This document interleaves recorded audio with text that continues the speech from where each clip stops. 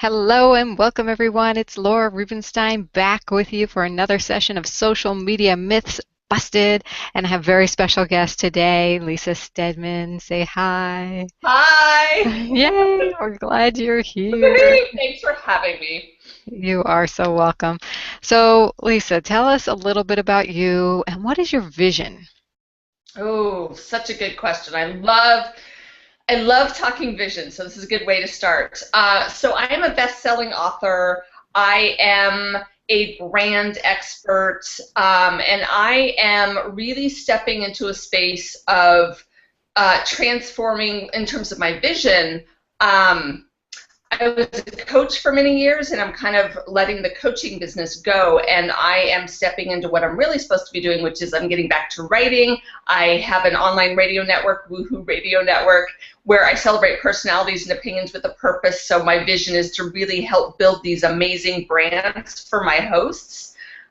Because I really, what lights me up and juices me up, and this is part of my vision, is I love turning ideas and brands into entertainment. So I've been just working on that for the last year or so, and I'm loving it, and it's going really well. So that's my vision. I love that, turning brands into entertainment. I mean, isn't that what everything is about these days, really? I mean, Yeah, I'm a writer and a producer and a creator, and it's time to give that the space it needs and help other people along the way build their brands into entertainment. well, cool. Well, let's talk about social media and brands and tell us about your journey with social media for your brand. And did you love it or hate it in the beginning? I still remember the time that I was on MySpace Oh my. and I would get emails from, I don't even remember what email address. It was probably like 20 email addresses ago, and it would be like, so and so has posted on your wall on Facebook. And I remember having this snarkiest comment one time about like, who the F cares about my wall? like I didn't get it at all. I was like, what is this wall everybody's talking about, and why are they posting on it? And then I migrated over to Facebook and fell in love. Um, and was like, oh, this is what it's about, because I love community. I've always loved the kind of the through line for my entire adult life, whether I was working in nonprofits, whether I was branding Barbie, or whether I was doing my own books and my own websites, or working with clients, and even my radio network. It's always been about building community. And the beauty of social media is you can do that for free, and you can connect with like-minded people. And when you do that, you realize that you're not so alone, maybe you don't feel so crazy, and if you've got products, programs, services, it's a great way to find your ideal customers and clients. So tell us a little bit more about how that occurred for you. How did some of your successes, or how did you find clients through social media? Well, so it started actually before social media. I got my first book deal from an article I posted for free on a website called yourtango.com. I posted it for free because I couldn't get in their print magazine at the time, and I knew there was power to the web. So I was like, fine, you can have my article for free online. I'll get readership. That's fine with me. And like maybe a month later, a book agent contacted me and was like, I saw your article on the site. I love you. Do you want to do a book? And I've been trying to do a book for years. So I was like, there's power here. And so social media was really an extension of that. Because back in the day, now Facebook's algorithm has changed, so this is not the case anymore, but I used to probably get about 75% of my business just from Facebook alone. Wow. Yeah. And what do you think, contributed to that? Just because people saw you and they wanted to work with you? Is that the deal?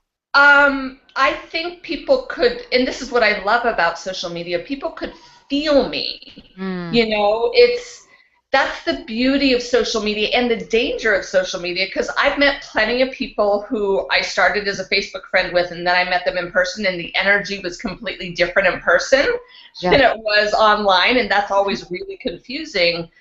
But when you can accurately show up on social media the way you really are, and there's no disconnects, people energetically feel you and they want to be a part of what you're up to. And I love that about social media. It's a level playing field in terms Right. of finance. Like it used to be, to get known, you had to hire a publicist and do all these things. you can do free stuff on social media and stand out and find your peeps. Indeed. Yeah. I So, are there any myths or misconceptions you think that people buy into, or did you buy into any? Oh gosh. I think, well, I work with a lot of people on how they show up on social media. So, in my experience, what I've consistently seen is that people think you have to be an extrovert to be successful on social media. And that's so not the case, because if you're an introvert, you're not going to be an extrovert on social media. It's not going to work, number one. But number two, there are other people who are introverts who are going to resonate with you. And if you can be really authentic and genuine about who you truly are, your peeps will find you, whether the peeps are fans, customers, clients, whether they're going to buy your book or pay you lots of money for some consulting thing. But it's really about being you. So don't try and be somebody you're not. If you're an introvert, stay that way and celebrate your natural style. I almost think that social media is better for introverts because they process things internally and then they can write it out, and they're so profound. So I, I think it's really an introvert's haven, but I get that the total myth of that you have to be an extrovert. Well, and maybe it's just the people that I work with in my brand booty camps. I teach these group programs, and the women who are in it who are shyer, and actually I have one right now who we're branding her as the intelligent introvert. Um, but a lot of women say to me, but I'm not you, so how do I still get the results you've gotten? And I always say, don't be me, because you can't be me. Be the best you, and that's perfect. That's who you're supposed to be. I would suck at trying to be somebody else, so don't try and be somebody else. Be and do you. And what kind of advice would you give an introvert of, where to start on social media? Oh gosh. Well, start where you're at. So for anyone, this is really for anyone, but especially an introvert who is more private. Let's specifically talk about people who have a resistance to living in public. I remember way back in the day, my husband was anti-social media, and I was very much seeing results from being on social media. So I was very out and loud and proud about my life and sharing. And he came to me and he said, feel free to share me, but I'm not you. Don't use my name. Like, I need privacy. He wasn't on Facebook at the time. Now, to this day, come up to me and they're like, hey, how's the hubs? How's the wee one? And the wee one's my niece.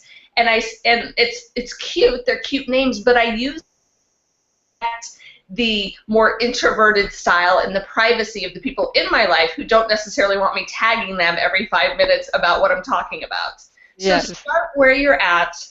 Be really mindful of your boundaries. Some people feel uncomfortable living in public. We all need to, especially if we're in our own business. We have to live in public in some way. So find your way. Be willing to be private about the things you still want to be private about. I always say, if you want stuff to be private, just keep it off of social media, period. It's the Yeah, easiest privacy policy I can put in place. absolutely. Absolutely. It's great. Yeah. I coach a lot of people who are introverts, and they're always relieved when I said, because some of them say, I don't know what to say. I'm like, well, what inspires you that you're seeing? Just share other people's content because it's a reflection of you. I And mean, that's a great place to start. I always talk to people in those same conversations and say, well, what do you want your legacy to be? If you leave a room, what do you want people to still remember about you and say about you? Is it that you love yoga? Is it that you're a passionate entrepreneur? Is it that you're madly in love with your grandkids? Like, what are the things that you want people to remember when you've left the room? that's a beautiful way to think about it. I Yeah. can't And wait to then include probably that. not that you ate a sandwich for lunch. Yeah, I think that's another myth that all people are just talking about what they have for lunch. Yeah, but not really. Yeah, not really. Unless you're like a healthy eating person who really wants to be known for that. Exactly. And you have a great recipe. The other day I posted my chicken salad recipe, which was really cool because, I never post recipes, but I I made love a good chicken salad. it's really good. It's a curry chicken salad. I made it up. It was awesome. Nice. We're gonna have to exchange recipes because I have an awesome chicken curry salad too recipe that I love, and I make it almost every week. There you go. That okay, we'll compare. Yeah, yeah, I'll share it on your Facebook page. How about that? perfect. Because I made an infographic out of it. That was my creative thing, Oh, I and love it. isn't that great? And at the bottom, I put, "We do social, but we like to eat well too." So we made it get relevant, you know? That's so perfect. See, that's such a great illustration of how you can use social to be fun and be business. Like that's so business and fun. And I think that's sometimes what people forget too is you've seen the overt promotion of like, I have this product, I have this service, buy me, buy me, buy me. And that's not engaging or compelling. But when you can tell a story, when you can engage your audience, when you can give them a reason to care, because we are so inundated with messages, people will need to know instantly why they should care. Absolutely. And it's taking more and more, times of seeing your message for people to actually respond. So you got to stay. Repetition is key. Yes. So Repetition and consistency. I want to ask you, do you have a story where you were surprised by the impact of social media or was really, a specific example of some good results? Good results, because Recent. I do have a story. Okay. Okay, or bad, it's fine, whatever. Let's Um, hear your story. yeah, I tell this story I tell this story to a lot of women, especially women who are in my brand booty camps or who are ready to step up and stand out but have some visibility fears. This is probably about 2 years ago. I was promoting an upcoming event I was doing. I used to do an annual event called Woohoo Weekend, and I was promoting it. And so I was sharing a picture from the year before, the event from the year before, where I was on stage sitting on a couch with a friend of mine who was presenting on social media, and I was kind of the facilitator. We did it interview style. And I shared a photo and said, I'm so excited that my friend's coming back to Woohoo Weekend to talk on social media again because it was so successful, blah, blah, blah. And I shared this photo. And somebody I'd never met before, a gentleman, and it's so funny. This is the second time I've told this story in 2 days, and it's amazing to me that I'm calling him a gentleman, but we're going to call him a gentleman for the purposes of this story. Very randomly, never heard of this guy before. We must have been friends, but I didn't know who he was. Posted the most hateful, mean comment about, I'm paraphrasing, but it was something to the effect of, wow, Lisa, I now see why most of your photos are from the neck up because your legs are really fat. It was something like that. Yeah. And in that moment, my worst visibility fear had been realized. Someone was calling me out on the body issues I already had that I already knew about, but I was terrified of someone else really saying something about. And I sat for a minute and I felt the pain of that, and it hit me so hard and like emotionally, physically, like emotionally and spiritually knocked me for a loop. And I realized in that moment I had a choice. He could be right and I could shut down. I could delete his comment and pretend it never happened. I could respond with the same venom that he had responded. That didn't feel right either. And so what I ultimately ended up doing was I said something that I could have said to any comment he would have left. And I said, wow, I've never met you before, but I know exactly who you are, and thank you for telling me and showing me who you are. That's what I said. And then I thought that's not enough because I know a lot of women who are terrified of that exact same thing happening to them. So I took a screenshot of the comment and I reposted it on my wall, and I did a post about visibility. And I said, for those of you who ever have had visibility fears, what would you do if your worst fear was realized? Would you show up and step up, or would you shrink down? And 200 comments later, people were sharing their stories of this kind of thing. They were up in arms about what he had said. They were really rallying around me, and I walked away. I was like, I don't need to know what people are going to say. But it was such a beautiful illustration of, it was bullying. It actually was bullying. And by staying strong and staying in my power, he didn't get to win. And other women got to see that it was okay to be that brave and bold and not shut down. So I love telling that story. Yeah, I know. Go, Lisa. Yeah, because it's, screw that. I got a potty mouth, so I'm going to say screw that. It's not okay to let anyone tell you who you are or what you're allowed to share. You will get haters, and that's part of arriving. You haven't arrived till you got a hater. So be willing to move through those difficulties. And sometimes you got to take a break. Sometimes you got to walk away, but it's okay. Yeah, and it's not only that, so many people fear the Yeah. haters or the bad reputation that they feel they're going to get. But here's what I want to point out that you did. You stayed in your intention. The intention for the post was not anything about, looking a certain way. It was about relaying information and being fun and sharing good opportunities. Yeah. And then you took something that could have, you could have taken personally, and you didn't take it personally.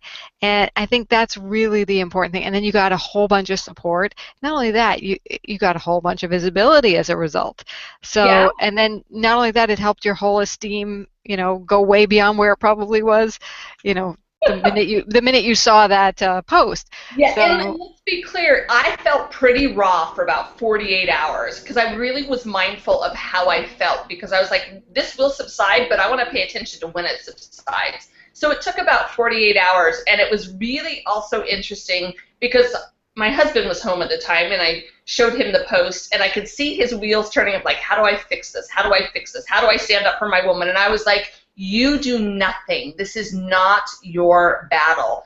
This is my lesson. This is my stuff. And that was really important too. I didn't need anyone to come in and rescue me. The next day, one of my dear friends, who is a man who has over 1 million fans on Facebook, he blasted the guy on his wall, and so like 600,000 people were blasting this guy, and I was like, okay, he kind of got what he deserved, but I did not ask for any of that, and I'm like, that's justice, thank you. yeah, what goes around comes around, and I Yeah, he really wanted feel. it, he got it. hmm Yeah, it's interesting. And what what's so inspiring about what happened is that you used it as a personal growth opportunity for yourself too. And that's really all it is. I don't think we should shy away from Facebook because we're afraid somebody's going to say something bad about us. It's that only gets us to, if it does trigger us to go deeper and become a better, more influential figure Yeah. and a role model for other women. I think it's really important. And the other thing is with social media, especially, I mean, blogs do this too, but with social media, if you're being real and authentic, you're not going to be vanilla, which means some people are going to love you and some people are going to hate you. And I don't think that's a bad thing. That's the reality of being and living in public. Yes. So get ready for that. Be okay with that. Yes, good advice. That's so great. Now tell people how they can find you and what you might have that you could help them with. Yeah, I mean, I'm so easy to find online. Everything is Lisa Steadman. So you can find me on Twitter, Lisa Steadman, Facebook, Lisa Steadman, my website, lisastedman.com. And definitely connect with me on social media because if you have visibility fears around it, we will work through those. Bust through your visibility fears with Lisa. Yeah. Awesome. That's great. Is there any final words of wisdom you'd like to leave with everyone? Just have fun, be yourself. That's life in general, but like especially with social media, don't be afraid to be yourself because that's what's going to change somebody's life. Amen, sister. Thank you so much for being here. We will talk to you Welcome. soon. Thank you.